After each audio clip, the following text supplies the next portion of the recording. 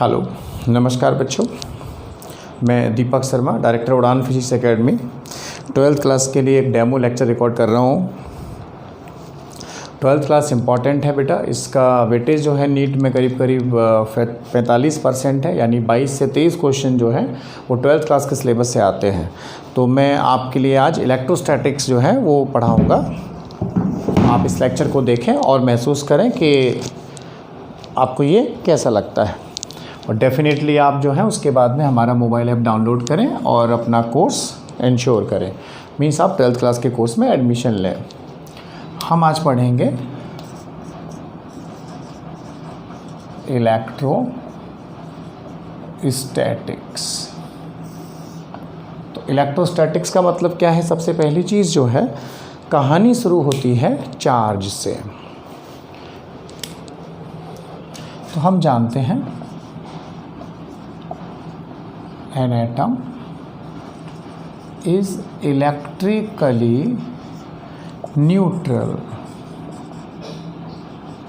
यानी जो एक एटम होता है वो इलेक्ट्रिकली कैसा होता है? न्यूट्रल होता है।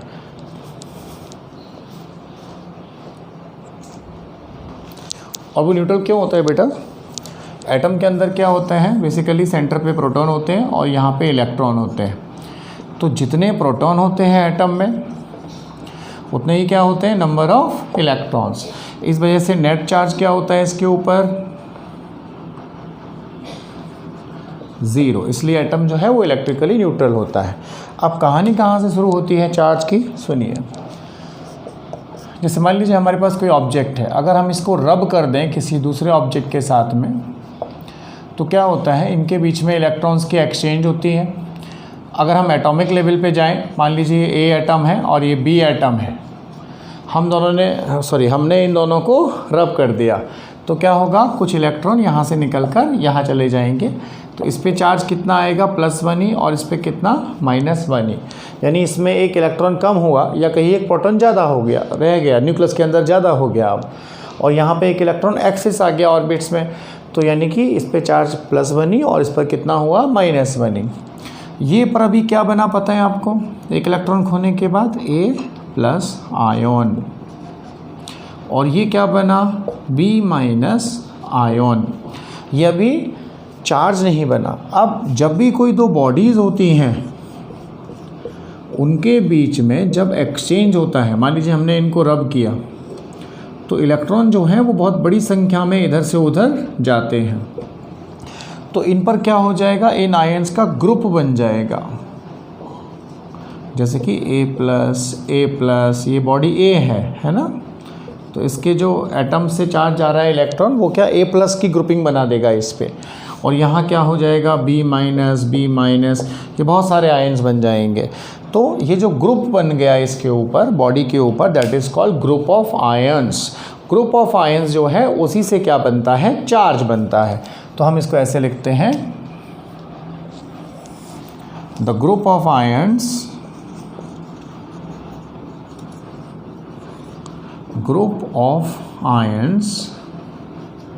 ओवर अ बॉडी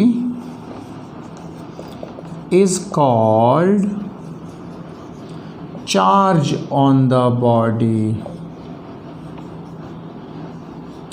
तो अगर पॉजिटिव आयंस का ग्रुप है तो कैसा चार्ज बन जाएगा उस पर? प्लस।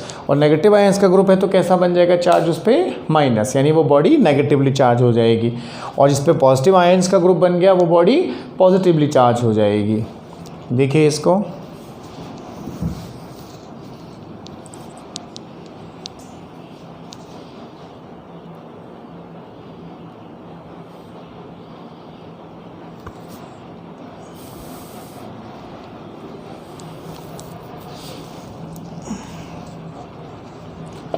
अब बात ये आती है कि भाई नेगेटिव चार्ज का मास ज़्यादा होगा या पॉजिटिव चार्ज का मास ज़्यादा होगा? जैसे देखो बेटा, ये दो एटम थे अपने पास, A और B।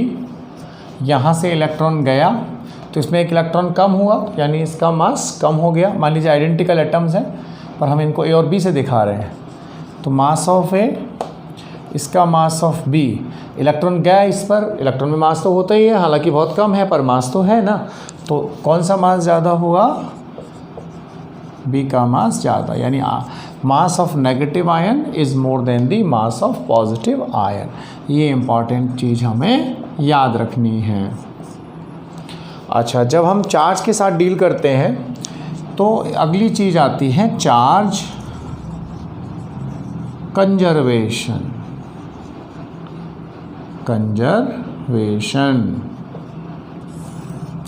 चार्ज कंजर्वेशन जो है वो क्या कहता है?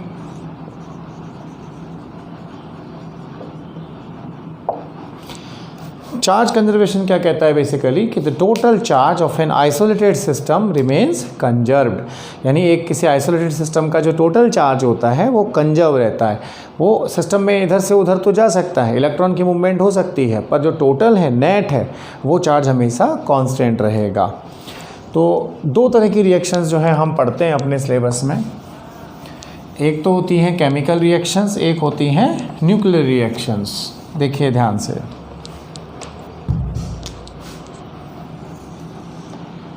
सबसे पहले केमिकल रिएक्शंस।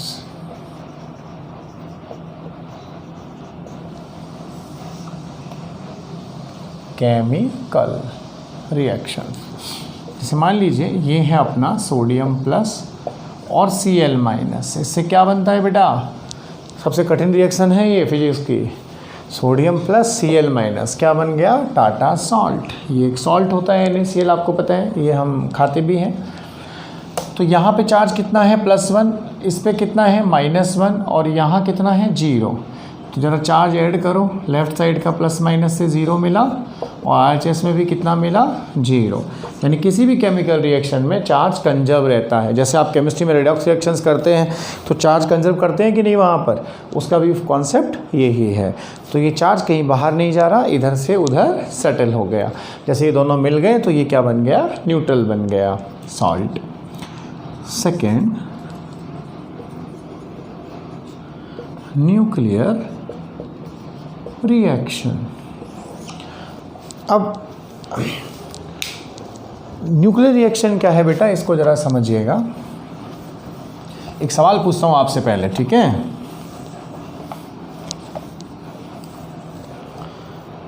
जैसे मान लो हमारे पास में नाइट्रोजन है, इस पे हमने अल्फ़ा की बम्बार्डिंग की, अल्फ़ा पार्टिकल्स की, तो हमें मिला ऑक्सीजन प्लस एक 1H1।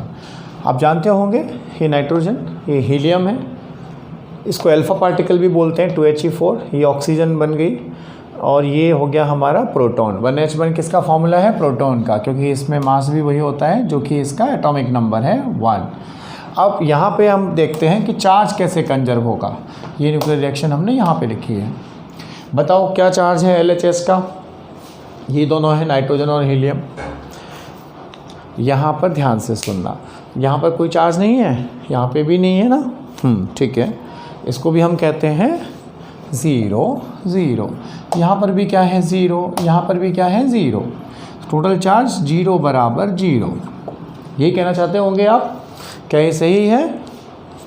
जब मैं सवाल पूछता हूँ क्लास में भी 90% बच्चे बोलते हैं सर हाँ सही है, ये 0 है, कोई चार्ज ही नहीं है, ना कोई प्लस दिख रहा है ना कोई माइनस दिख रहा है, तो इसका मतलब 0 है। नो, ये ऐसा कहना गंदी बात होती है। एक्चुअल में ये क्या है? ये न्यूक्लियस है। न्यूक्लियर रिएक्शंस में एटम्स भाग नहीं लेते हैं, इलेक्ट्रॉन्स पार्ट नहीं लेते हैं। कौन पार्ट लेता है? न्यूक्लियस। न्यूक्लियस का चार्ज क्या होता है? जो उसका एटॉमिक नंबर है, क्योंकि एटॉमिक नंबर क्या होता है बताइए? What ever the number of protons inside the nucleus, वही क्या होता है? उसका एटॉमिक नंबर। तो नाइट्रोजन के न्यूक्लियस पे कितना चार्ज है? 7 प्रोटॉन के बराबर, यानी यहाँ हो गया 7। हीलियम के न्यूक्लियस पे चार्ज कितना है? 2। ऐसे ही यहाँ ऑक्सीजन के न्यूक्लियस में 8 और प्रोटॉन पे 1। 7 और 2 8 9। ये किसके बराबर हुआ? 8 और 1 9। अब देखिए बराबर है कि नहीं? यस। तो जिन रिएक्शंस में या न्यूक्लियर रिएक्शंस में न्यूक्लियस पार्ट लेता है बेसिकली, और न्यूक्लियस के पार्ट लेने की वजह से हम कौन सा चार्ज देखते हैं? उनका एटॉमिक नंबर। LHS का चार्ज RHS के चार्ज के बराबर होना चाहिए। गुड। तो केमिकल में भी और न्यूक्लियर रिएक्शन में भी चार्ज हमेशा क्या रहता है, कंजर्व। देखिए इसको,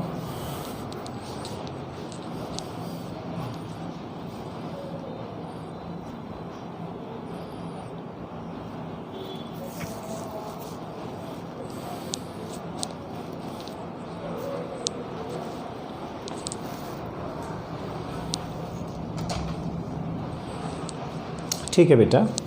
अब जो अगली प्रॉपर्टी चार्ज की हम पढ़ते हैं इलेक्ट्रोस्टैट्स को आगे पढ़ने से पहले, वो है क्वांटाइजेशन ऑफ चार्ज।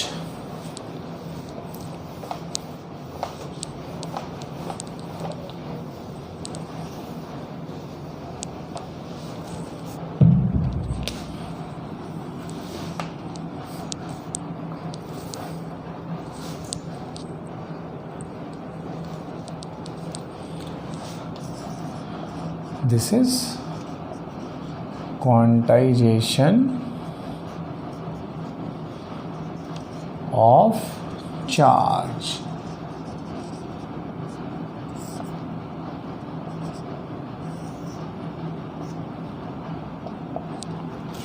अब आप मुझे बताओ बेटा, क्वांटाइजेशन ऑफ चार्ज जो है इसका मतलब क्या हुआ। क्वांटम क्या होता है, चलो ये बताओ। एनर्जी पैकेट, बहुत सारे बच्चे जवाब देते हैं यहाँ पे, sir energy packets are called a quantum and quantum and quantum. No, मैं तुम्हें कहानी सुनाता। एक बार मैं एक दूसरे प्लेस पे गया, तो जब मैं गया एक होटल में पहुँचा। होटल में मैंने अपना शर्ट उतारा और थोड़ी देर रेस्ट करने के बाद मुझे भूख लगी हुई थी बहुत उस समय पे, तो करीब दिन के 3 बजे का समय था।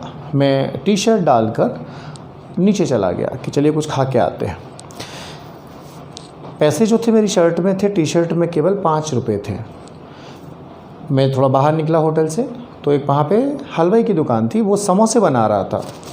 मुझे भूख लगी, मैंने उससे समोसा लिया। उसने मुझे समोसा दिया। मैंने कहा भाई कितने का है समोसा। उसने कहा भाई साहब 10 रुपये का समोसा है। अचानक से मैंने जेब की तरफ देखा तो उसमें 5 रुपये का सिक्का था। अगर मैं उस हलवाई को बोलूं कि भाई 10 रुपये का एक समोसा है, मेरे पास तो 5 ही है यार, तो तुम 5 रुपये ले लो, मुझे आधा समोसा दे दो, तो क्या वो मुझे आधा समोसा देगा? बिल्कुल नहीं देगा। या मैं उसको बोलूं कि भाई इस समोसे के आलू मुझे दे दो, पपड़ी तुम रख लो, या पपड़ी मुझे दे दो, आलू तुम रख लो, तो क्या वो मुझे देगा? नो। यानी हमें ख़रीदना पड़ेगा तो कम से कम एक समोसा ख़रीदना पड़ेगा। इसी तरह से अगर मान लीजिए आप एक इडली की दुकान पे जाएं, उसको बोलें कि भैया इडली कैसी दी है, वो कहे भाई साहब 10 रुपये की एक इडली है, तो क्या 5 रुपये में आपको आधी इडली काट के देगा? नो, बिल्कुल नहीं देगा। यानी लेना है तो मिनिमम हमें 1 यूनिट लेनी पड़ेगी। इसी तरह से क्वांटम जो है वो एनर्जी पैकेट नहीं होता। उसकी डेफिनेशन समझिए, the smallest amount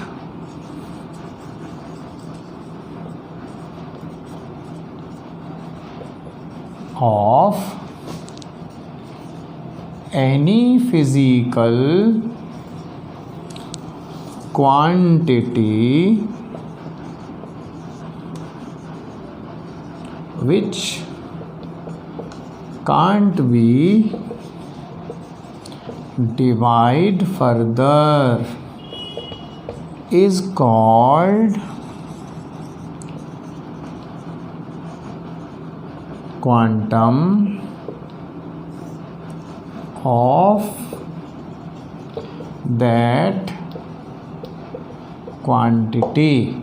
means the smallest amount of any physical quantity which cannot be divided further। यानी किसी भी फिजिकल क्वांटिटी की वो छोटी से छोटी अमाउंट जिससे आगे हम उसे नहीं तोड़ सकते, उसको क्या बोलते हैं? उस क्वांटिटी का क्वांटम कहा जाता है।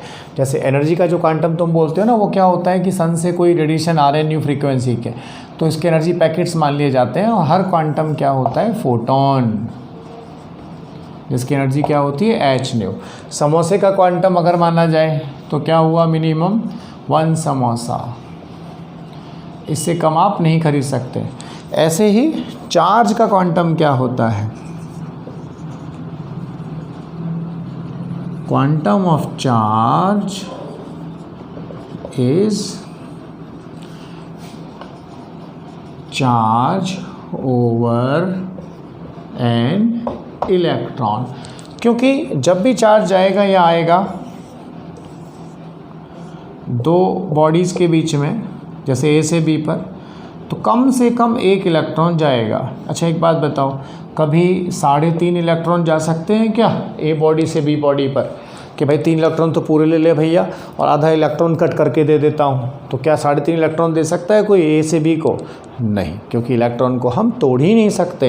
तो जब भी इलेक्ट्रॉन जाएगा वो इंटीजर नंबर की फॉर्म में जाएगा, यानी कि minimum n electrons can be transferred. काट के नहीं दे सकते इलेक्ट्रॉन को। तो ये हुआ क्वांटाइजेशन। क्वांटम क्या हुआ इलेक्ट्रिक चार्ज का? Charge on electron. कितना होता है ये?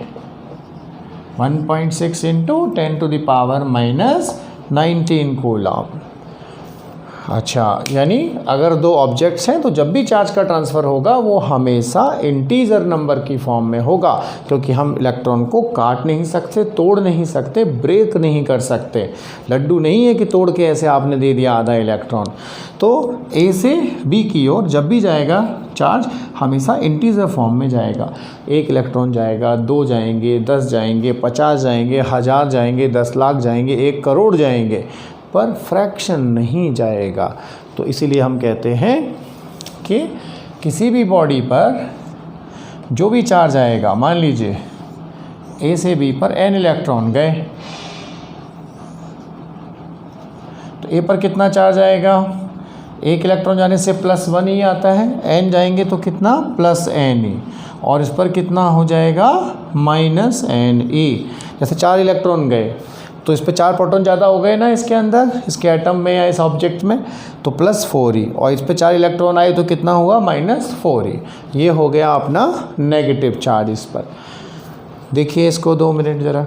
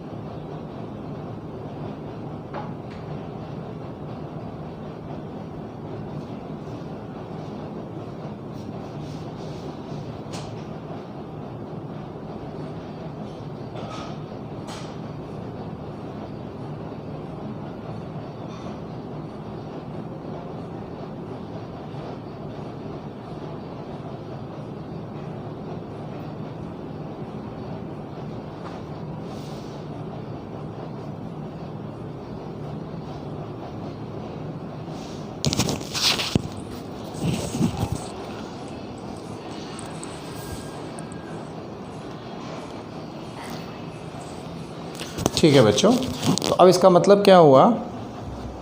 क्वांटाइजेशन को थोड़ा सा रीडिफाइन कर लेते हैं कि जब भी चार्ज जाएगा तो इलेक्ट्रॉन के चार्ज के इंटीजर मल्टीपल की फॉर्म में जाएगा। जिससे जाएगा वो बॉडी हो जाएगी प्लस चार्ज, और जिस पर जाएगा वो बॉडी कैसी होगी? Negatively charge. चार्ज टुकड़ों में नहीं जा सकता क्योंकि हम इलेक्ट्रॉन के टुकड़े नहीं कर सकते। देखिए कंक्लूड करेंगे, ए से बी पर अगर n इलेक्ट्रॉन गए तो हम ऐसा कह सकते हैं कि कोई भी चार्ज जो होता है किसी भी बॉडी पर वो हमेशा Ne होता है, ±Ne।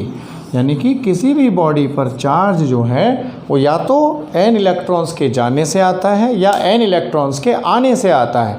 जाने से आएगा तो प्लस आएगा, आने से आएगा तो माइनस आएगा। जैसे इससे गए तो इस पर हो गया +Ne, इस पर आए n इलेक्ट्रॉन्स तो इस पर -Ne। इसी को बोलते हैं क्वांटाइजेशन ऑफ चार्ज। एक एग्जाम्पल देखिए बेटा, ये बॉडी है, मान लीजिए, एक सेकेंड,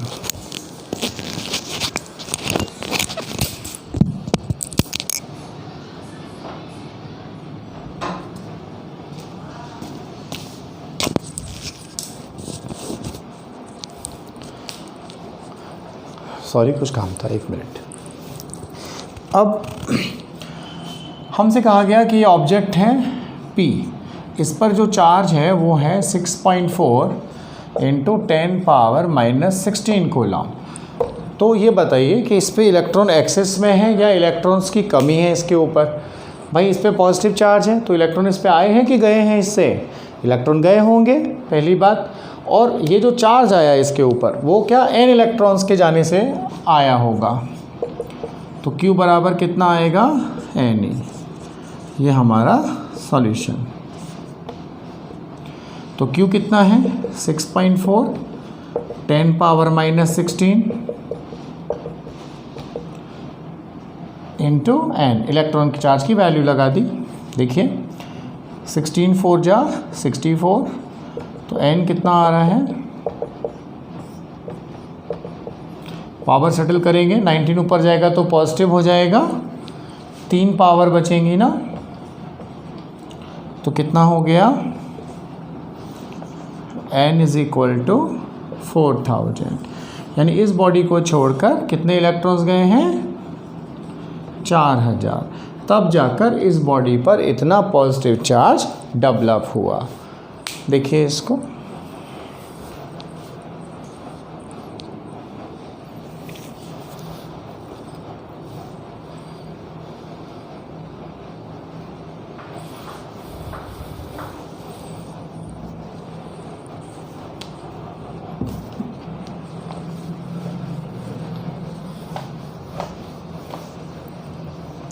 $4000 इलेक्ट्रॉन्स। अब इसमें कुछ टेक्निकल से क्वेश्चन आते हैं जिनको आप लॉजिक से भी कर सकते हैं। खोया पाया तो आप जानते ही हैं। मान लीजिए अगर हमें 100 रुपये कहीं पे पड़े हुए मिल जाते हैं रास्ते में और हमारे 50 रुपये खो जाते हैं, तो हमें नेट फ़ायदा कितना हुआ, 100 - 50, यानी 50 रुपये हमारे पास आए हुए। अगर 100 रुपये मिलते हैं, 200 का नोट गिर जाता है, तो लॉस कितना हुआ, 100 रुपीज़ का। उसी तरह से अगर मान लीजिए ये सवाल आए, यहाँ 3 आइडेंटिकल बॉडीज़ हैं, इसने 4 इलेक्ट्रॉन दिए डी को, बी ने 2 इलेक्ट्रॉन दिए और सी ने इसको 6 इलेक्ट्रॉन्स दिए। ये सिस्टम बन गया 3 आइडेंटिकल बॉडीज़ का। अब ए पर चार्ज कितना हुआ, तो अब सोचिए ए को स्टडी करेंगे, कितना दिया कितना लिया। ए ने कितने इलेक्ट्रॉन्स दिए, 4, और आए कितने, 6। तो नेट कितना आए या गए, आए ज़्यादा है ना, 6 आ गए, 4 चले गए, तो इसको 2 इलेक्ट्रॉन्स का फ़ायदा हुआ। चार्ज कैसा होगा इस पर, माइनस का, और वैल्यू क्या होगी, -2e। दूसरी चीज़, अगर हम बी बॉडी की बात करें तो बी बॉडी पर क्या है, 2 गए 4 आए, तो नेट कितना हुआ, 2 इलेक्ट्रॉन्स का प्रॉफिट हो रहा है इसको, यानी इस पर भी -2। सी कितना है, 6 जा रहे हैं इससे, 2 आ रहे हैं, तो कितने जा रहे हैं नेट, 4 का लॉस है, 4 इलेक्ट्रॉन गए तो इस पर कितना चार्ज होगा, प्लस ये वाला जा रहे हैं ना 6 इलेक्ट्रॉन, 2 आ रहे हैं तो नेट 4 गए, तो यानी इस पर बचा +4। चेक करने का तरीका देख लीजिए, सिस्टम का नेट चार्ज 0 होगा, क्योंकि अगर हम इनको जोड़ दें, 2 और 2 नेगेटिव, -4 + 4 0, तो सबको जोड़ने पर नेट फाइनल क्या आएगा, 0 आएगा। This is called the quantization of charge. ठीक है। अब दूसरी बात, अगर जो आइडेंटिकल बॉडीज़ होती हैं तो वो चार्ज इक्वल शेयर करती हैं, उसके ऊपर कुछ क्वेश्चन आ जाते हैं, इसको कहते हैं शेयरिंग या डिस्ट्रीब्यूशन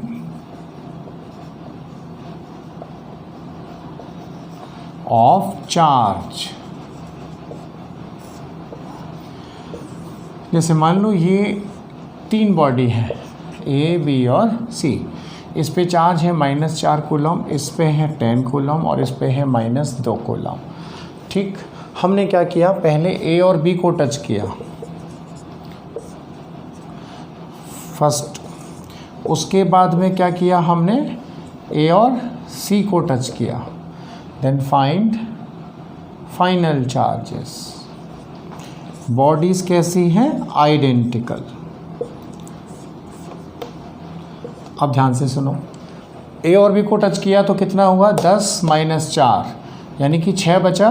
तो यानी पहले प्रोसेस के बाद में जब ए प्लस बी का कांटेक्ट कराया गया, दोनों सेम है, आइडेंटिकल है, तो सेम चार्ज लेती हैं। डेप्थ में हम पोटेंशियल में आपको एक्सप्लेन करेंगे, परंतु यहाँ समझ लें आप आइडेंटिकल बॉडीज़ की चार्ज शेयरिंग सेम होती है। तो ये कितना बचा 3 कूलम 3 कूलम, ये बी पर ये ए पर। बच्चे कहते हैं सर ये 10 कूलम वाला कहाँ चला गया? तो भाई जो 4 कूलम था ना, यहाँ का प्लस एक्स्ट्रा और यहाँ का माइनस, उन्होंने आपस में एक दूसरे को न्यूट्रलाइज कर दिया, वो एनर्जी हीट की फॉर्म में निकल गई। अब सेकेंड स्टेप में क्या किया हमने, सी एज इट इज़ पड़ा हुआ था अपने पास। सेकेंड में क्या कर रहे हैं हम, ए प्लस सी, तो 3 कूलम और -2 कूलम, इनको मिलाएंगे तो क्या बचेगा 1 कूलम, यानी फाइनली ए पर कितना बचेगा। देखो बेटा 3 और -2 1 हो गया, 1 का आधा कितना आधा, तो इस पर भी हाफ कूलम बचेगा प्लस का। बी पर वही है ऑलरेडी 3 कूलम, और सी पर भी कितना बचेगा हाफ कूलम। ये तीनों के फाइनल चार्जेस आ गए। अगर बॉडी आइडेंटिकल होती हैं तो उनकी टचिंग से चार्ज शेयरिंग क्या होती है, सेम होती है। ये हमें ध्यान रखना है, सिंपल सा कॉन्सेप्ट है। Okay,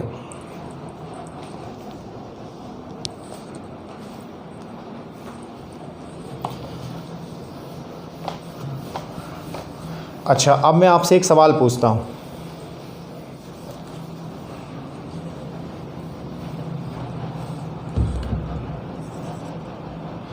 can two similar charged bodies can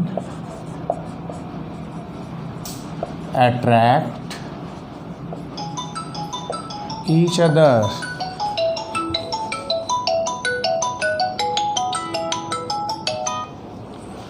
क्या दो सिमिलरली चार्ज बॉडीज़ आपस में एक दूसरे को अट्रैक्ट कर सकती हैं? ये बताइए आप। चार्ज सेम है दो बॉडीज़ पर और उनके बीच में अट्रैक्शन हो रहा है, ऐसा कोई केस मुझे बताइए। भाई सिमिलर चार्ज बॉडीज़ तो हमने यही पढ़ा है कि रिपेल करती हैं। सोचिए आप क्या हो सकता है।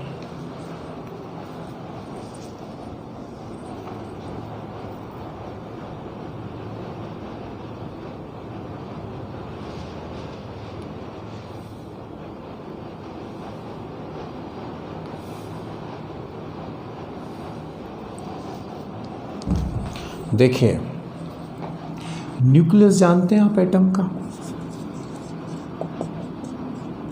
न्यूक्लियस में क्या होते हैं, प्रोटॉन्स। प्रोटॉन्स के बीच में आपस में क्या लगता है, इलेक्ट्रोस्टैटिक रिपल्सन। पर हर प्रोटॉन पर क्या लगता है, एक न्यूक्लियर अट्रैक्शन। तो क्या प्रोटॉन न्यूक्लियस को तोड़ के बाहर आ जाते हैं? नहीं आते हैं। कौन बांध के रखता है उनको, न्यूक्लियर फोर्स। तो इसका मतलब फिर भी ये दोनों बॉडीज़ क्या करती हैं, न्यूक्लियर फोर्सेस की वजह से अट्रैक्शन करती हैं। किसी भी बॉडी का नेचर कैसा होगा, सिस्टम में बंधी रहेगी नहीं बंधी रहेगी, ये इस बात पर डिपेंड करता है कि वो कैसे एनक्लोज्ड है और किन किन फोर्सेस से बाउंडेड है और नेट फोर्स की वैल्यू क्या है। हालांकि रिपल्सन अपना काम करेगा पर न्यूक्लियर फोर्स जो है उसको ओवरकम नहीं कर पाएगा, जिससे प्रोटॉन्स जो हैं वो न्यूक्लियस में बाउंडेड रहेंगे। This is the one of the case. 3 cases होते हैं जनरली, क्योंकि मास बॉडीज़ हैं। तीनों को देख के आप स्टडी कर सकते हैं इस तरह के सवालों को। ग्रेविटेशनल होता है एक, तो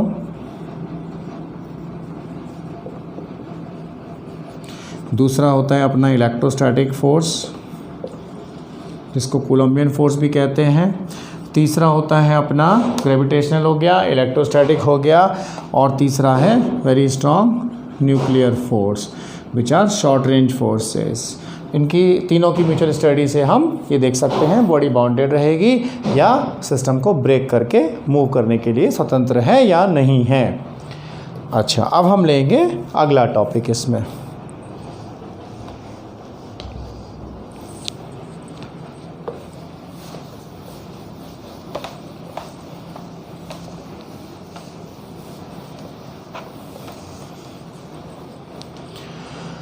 एक सवाल और बताइए,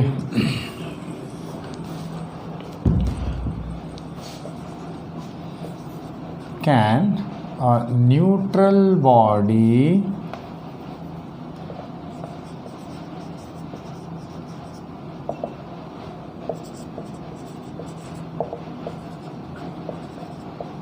can be attracted by a charged body.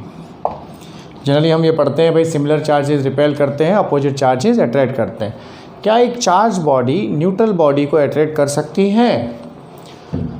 Yes. मैं आपको आपके स्कूल के दिनों में लेके चलता।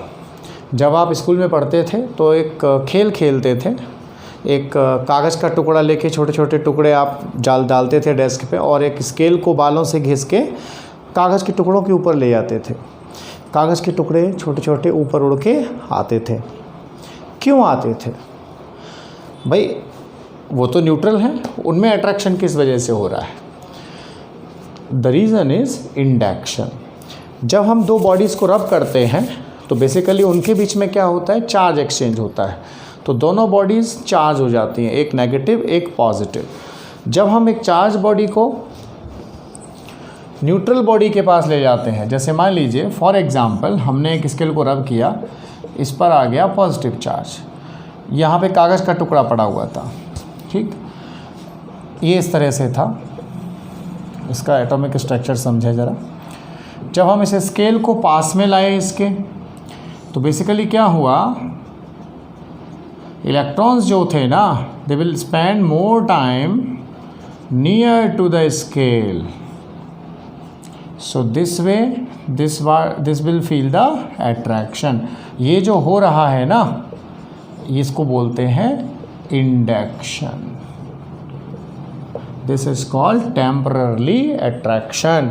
तो ये कागज़ के टुकड़े ऊपर जाके स्केल से चिपक जाते हैं और उसके बाद न्यूट्रलाइज होके वापस नीचे गिर जाते हैं। तो अगर सवाल आए, can neutral body feel attractions of a charged body? Yes, this is called the method of induction. Induction में क्या होता है? चार्ज बॉडी जो होती है वो न्यूट्रल बॉडी के एटम को कुछ समय के लिए डिफॉर्म सा कर देती है। तो इलेक्ट्रॉन्स जो हैं वो एक तरफ चले जाते हैं और न्यूक्लियस एक तरफ चला जाता है, जिससे कि ये टेम्पररी अट्रैक्शन काम करता है। इसी वजह से जब हम क्या करते हैं, किसी सीडी को साफ़ करते हैं तो उस पर सबसे ज़्यादा धूल जमा हो जाती है, क्योंकि रबिंग करने की वजह से सीडी पर क्या आ जाता है? चार्ज। तो डस्ट पार्टिकल्स जो होते हैं वो सबसे ज़्यादा वहाँ जाकर एक्युमुलेट या इकट्ठे हो जाते हैं।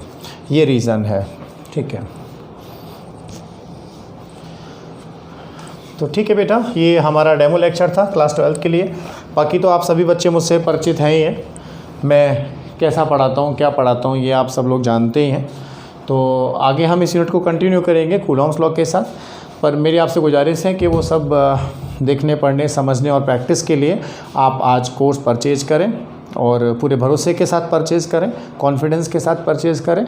कहीं भी कोई तकलीफ़ अगर आए तो टीम उड़ान is ready for your assistance. आप मुझे डायरेक्ट भी कॉल कर सकते हैं, मेरा फ़ोन नंबर भी आप ले सकते हैं। ये मेरा फ़ोन नंबर है 6375492516। You can call me any time for your help, we are ready for you. ठीक है, अब हम लेंगे कूलॉम्स लॉ।